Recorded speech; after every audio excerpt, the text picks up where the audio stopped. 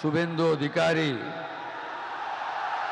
ঈশ্বরের নামে শপথ করিতেছি যে বিধি দ্বারা স্থাপিত ভারতের সংবিধানের প্রতি আমি অকৃত্রিম निष्ठा और अनुगत्य पोषण करिब। उन्होंने मुझे गद्दार कहा, लेकिन बंगाल की जनता ने मुझे अपनी आवाज बना दिया। 1,000-ഓളം വോട്ടിന്റെ ഭൂരിപക്ഷത്തോടെ ഭവാനിപൂർ മണ്ഡലത്തിൽ നിന്നും സുവേന്ദു അധികാരി ജയിച്ചു കയറിയപ്പോൾ അർത്ഥവത്തായി മാറിയ വരികൾ. തൃണമൂലിന്റെ സർവ്വ സൈന്യാധിപയും ബംഗാളിന്റെ മുഖ്യമന്ത്രിയുമായ മമതാ ബാനർജി സുവേന്ദുവിന് മുന്നിൽ അടിയറവ് പറഞ്ഞ നിമിഷം. ബംഗാൾ രാഷ്ട്രീയം ചരിത്രം തിരുത്തിയപ്പോൾ തൃണമൂൽ കോട്ടകൾ തകരുകയായിരുന്നു. ഒരു കാലത്ത് തന്റെ വലങ്കയായിരുന്ന സുവേന്ദുവിനോടുള്ള ഈ പരാജയം മമതയ്ക്ക് ഒരിക്കലും ഉൾക്കൊള്ളുവാൻ കഴിയുന്നതായിരുന്നില്ല. മറുവശത്ത് സുവേന്ദുവിന് ഇത് മധുര പ്രതികാരമായിരുന്നു. തന്നെ വഞ്ചകനെന്ന് വിളിച്ചവർക്ക് നേരെ അയാൾ വിജയത്തിന്റെ പുഞ്ചിരി സമ്മാനിക്കുകയായിരുന്നു. ആരെയും കൊതിപ്പിക്കുന്ന രീതിയിലായിരുന്നു സുവേന്ദു അധികാരി എന്ന രാഷ്ട്രീയ നേതാവിന്റെ വളർച്ച. 1995 കാന്തി മുനിസിപ്പാലിറ്റിയിൽ നിന്നും കൗൺസിലറായി തിരഞ്ഞെടുക്കപ്പെട്ട സുവേന്ദു ഇന്ന് പശ്ചിമ ബംഗാളിന്റെ മുഖ്യമന്ത്രി പദത്തിലെത്തിയിരിക്കുന്നു. ബംഗാൾ പിടിക്കുക എന്ന ഭാരതീയ ജനതാ പാർട്ടിയുടെ സ്വപ്നം നടപ്പിലായപ്പോൾ അമരത്ത് സുവേന്ദു തന്നെയാണ്. ഇന്ത്യൻ നാഷണൽ കോൺഗ്രസിലൂടെ രാഷ്ട്രീയ ജീവിതം തുടങ്ങി പിന്നീട് തൃണമൂലിന്റെ ശക്തനായ നേതാവും മമതയുടെ വിശ്വസ്തനുമായി മാറി അവസാനം BJP-യിലെത്തി ഇന്ന് മുഖ്യമന്ത്രി പദം വരെ എത്തിയ സുവേന്ദുവിന്റെ കഥ അറിയേണ്ട ഒന്ന് തന്നെയാണ്. ഒരിക്കലും പരാജയമറിയാത്ത അവിവാഹിതനായ രാഷ്ട്രീയക്കാരൻ സുവേന്ദു അധികാരി. 1970 ഡിസംബർ 15 സിസിർ അധികാരിയുടെയും ഗായത്രി അധികാരിയുടെയും മകനായി ബംഗാളിലെ പൂർബ മേദിനിപൂർ ജില്ലയിലെ കാൽക്കുലിയിലാണ് സുവേന്ദുവിന്റെ ജനനം. സംസ്ഥാനത്തെ കോൺഗ്രസിന്റെ പ്രധാന നേതാക്കളിൽ ഒരാളായിരുന്നു അച്ഛൻ സിസിർ അധികാരി. മൻമോഹൻ സിംഗ് മന്ത്രിസഭയിൽ കേന്ദ്രമന്ത്രി കൂടിയായിരുന്നു അദ്ദേഹം.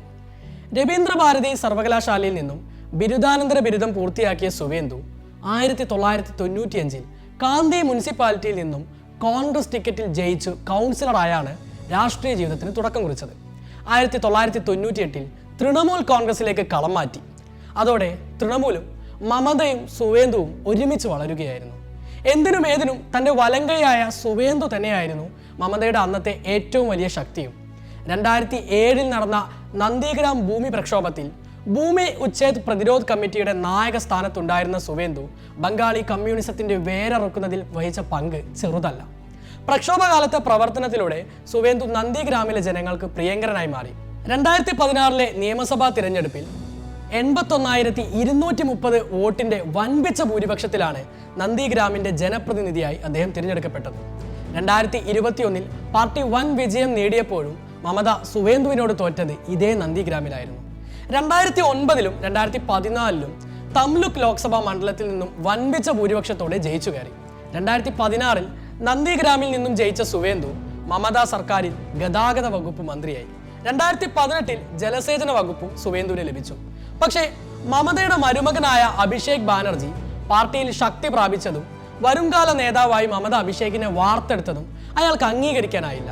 അങ്ങനെ 2020 ഏറ്റവും വലിയ രാഷ്ട്രീയ ചുവടുമാറ്റത്തിന് ബംഗാൾ ജനത സാക്ഷ്യം വഹിച്ചു. സുവേന്ദു MLA പദവി രാജിവെച്ചു. തികച്ചും നാടകീയത നിറഞ്ഞതായിരുന്നു സുവേന്ദു അധികാരിയുടെ രാജി.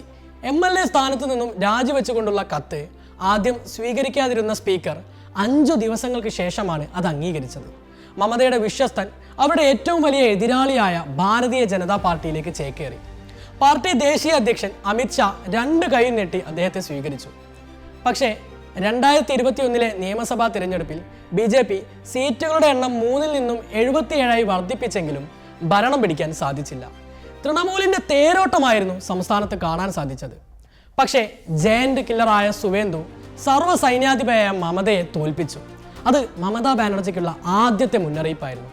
പിന്നീട് ഉപതിരഞ്ഞെടുപ്പിലൂടെ മമത സഭയിലെത്തിയെങ്കിലും സഭയിൽ അവരെയും കാത്ത് കരുത്തുറ്റ പ്രതിപക്ഷ നേതാവായി സുവേന്ദു ഉണ്ടായിരുന്നു.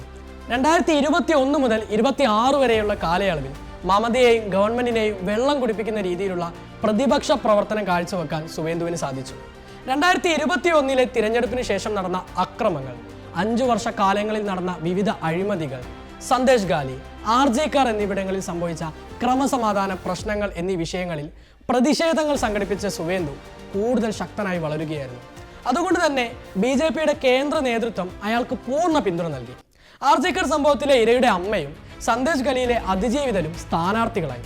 ഒരു വനിത ഭരിക്കുന്ന സംസ്ഥാനത്ത് വനിതകൾക്ക് യാതൊരു വിധത്തിലുള്ള സംരക്ഷണവും ലഭിക്കുന്നില്ല എന്നതായിരുന്നു ഈ രണ്ട് സംഭവങ്ങളും ഉയർത്തിക്കാട്ടിക്കൊണ്ട് സുവേന്ദുവും BJPയും സംസ്ഥാനത്ത് ചർച്ചയാക്കിയത്. തൻ്റെ കാലിന് താഴെയുള്ള മണ്ണ് ഒലിച്ചു പോകുന്നത് മമതയ്ക്ക് മനസ്സിലാവാൻ തുടങ്ങി. പക്ഷേ ആ ഒലിച്ചു പോവൽ പണ്ട് തനിക്ക് ശക്തി നൽകിയ കൈകൾ കൊണ്ടായിരിക്കുമെന്ന് സ്വപ്നത്തിൽ പോലും ചിന്തിച്ചിരുന്നില്ല. 2026 തിരഞ്ഞെടുപ്പ് ഫലം വന്നപ്പോൾ 207 സീറ്റോടെ BJP പുതുചരിത്രം സൃഷ്ടിച്ചു. സുവേന്ദു അവരുടെ ഹീറോയായി. പക്ഷേ മമതയുടെ കൂടൽ നിഴൽ പോലെ നിന്നിരുന്ന സുവേന്ദുവിൻ്റെ കൈകൾ ശുദ്ധമായിരുന്നു എന്ന ചോദ്യം പ്രസക്തമാണ്. 2014 നാരദ സ്റ്റിംഗ് ഓപ്പറേഷൻ സുവേന്ദു അടക്കം ബംഗാളിലെ പ്രമുഖ രാഷ്ട്രീയക്കാരുടെ മുഖം മൂടി അഴിക്കാനായിരുന്നു ശ്രമിച്ചത്. കേസ് പിന്നീട് CBI അന്വേഷിക്കാൻ ആരംഭിച്ചു. 2020 സുവേന്ദു BJPയിൽ എത്തിയതോടെ കേസും കൂട്ടവും പലരും മറന്നുപോയി. 2016 തിരഞ്ഞെടുപ്പ് കാലത്ത് നരേന്ദ്രമോദി അടക്കം BJPയുടെ പ്രമുഖ നേതാക്കൾ തൃണമൂലിനെ വിമർശിച്ചത് ഇതിന്റെ പേരിലായിരുന്നു. മെയ് 9 കൊൽക്കത്തയിലെ ബ്രിഗേഡ് പരേഡ് ഗ്രൗണ്ടിൽ സുവേന്ദു അധികാരി മുഖ്യമന്ത്രിയായി സത്യപ്രതിജ്ഞ ചെയ്തു. സത്യപ്രതിജ്ഞയ്ക്ക് ശേഷം ആദ്യം ഒപ്പിട്ടത് അതിർത്തി പ്രദേശങ്ങൾ BSFന് വിട്ടുകൊടുക്കുന്ന കരാറിലായിരുന്നു. ബംഗ്ലാദേശികൾക്ക് ബംഗാളിൽ സ്ഥാനമില്ലെന്നും അനധികൃതമായി കുടിയേറ്റം നടത്തിയ എല്ലാ ബംഗ്ലാദേശികളും ഉടനടി ബംഗാൾ വിട്ടുപോകണമെന്നും ഉത്തരവിറക്കി. പിളർന്നു നിൽക്കുന്ന തൃണമൂൽ ഒരു വശത്ത്, പുതുതന്ത്രങ്ങൾ മെനയുന്ന മമതാ ബാനർജി മറുവശത്ത്. ഒപ്പം തൃണമൂലിന്റെ ഫാസിസത്തിന് അന്ത്യം കുറിച്ചതോടുകൂടി തിരിച്ചു വരവിനൊരുങ്ങുന്ന ഇടതു പാർട്ടികളും. ഇതിനിടയിൽ ഇനിയുള്ള 5 വർഷക്കാലം സുവേന്ദു അധികാരി എങ്ങനെ ബംഗാളിനെ നയിക്കുമെന്ന് കണ്ടറിയാം.